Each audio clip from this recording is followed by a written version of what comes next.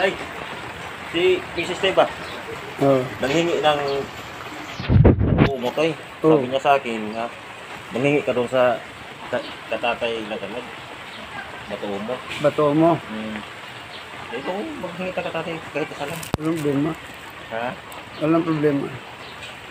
Pagpalang hapon pala sa inyo lahat yan. Araw ng Biyernes ngayon. 2 buwan na yata akong hindi nakakapag-vlog.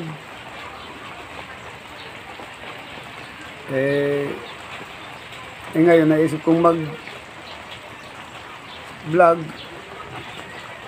para naman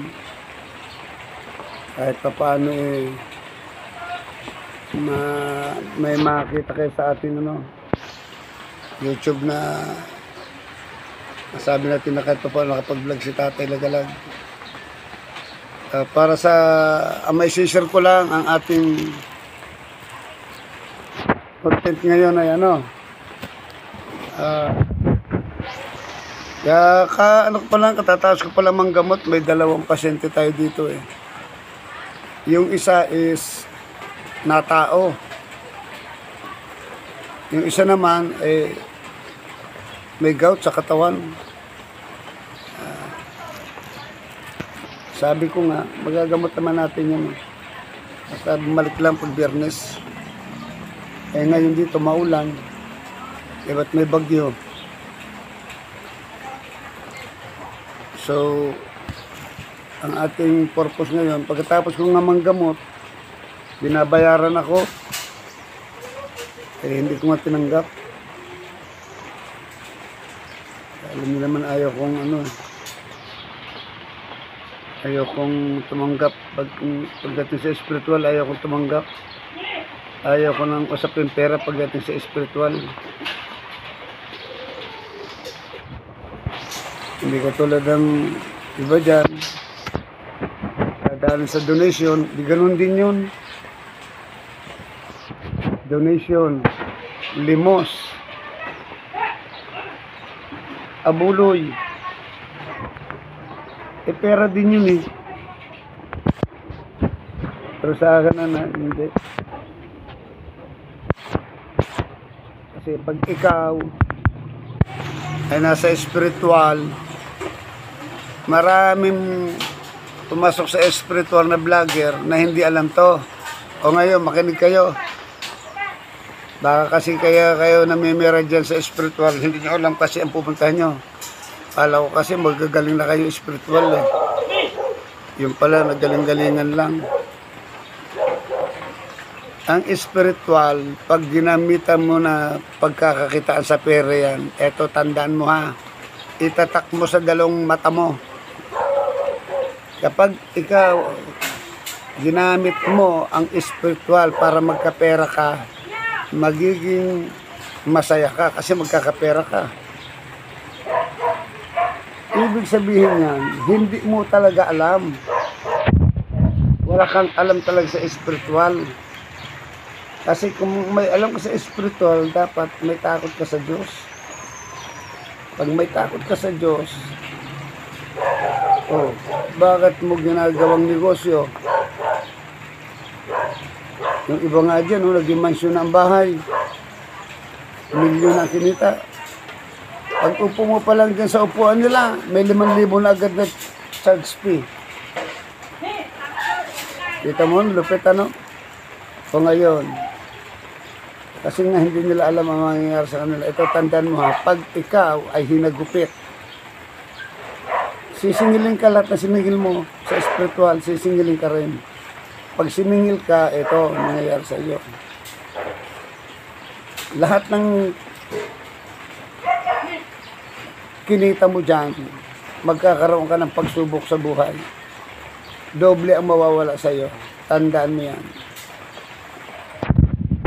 Kasi hindi ko respeto sa spiritual eh. Ginawa mong negosyo. Ayan, yung sabi ko sa inyo, yung bago dyan, di pa divine pa. Ganun ka bata-bata, divine master. Sabi ko nga nang una ako, ang pupuntahan niyan isa lang.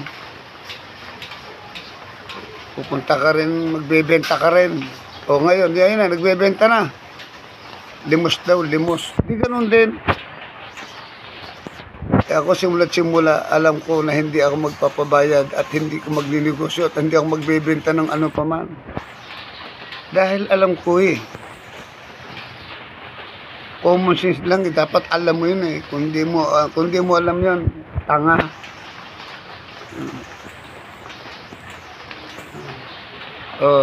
Tandaan niyo ba yung ang Panginoong Jesus na ginawang tindahan yung kanyang simbahan? Diba nagalit siya, nagwala siya. The first time nagalit si Panginoong Jesus dahil ginawang kalakalan ang kanyang bahay-sambahan. So, yan yun. So, ngayon,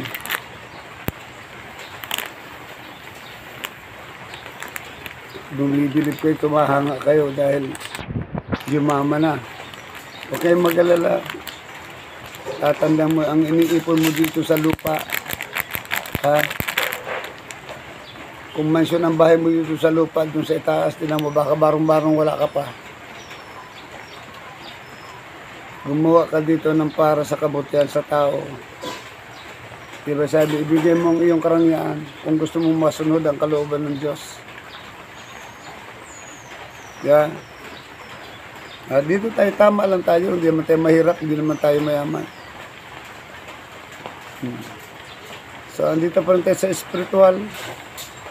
Hindi natin pwedeng makalimutan kasi kada Biyernes, dating Biyernes, may nagpapabasbas, may nagpapagamot. So, hindi tayo pwedeng makalayo sa spiritual. So ngayon, dalawa pa lang kami. Magandang hapon po. Sa kapagaling, Galing po ako sa Manila. Ay Magalaw araw yung ng Friday ngayon. Ay gawang ko lang kung matuloy ba. Kasi maulan. May bagyo pa. May bagyo pa.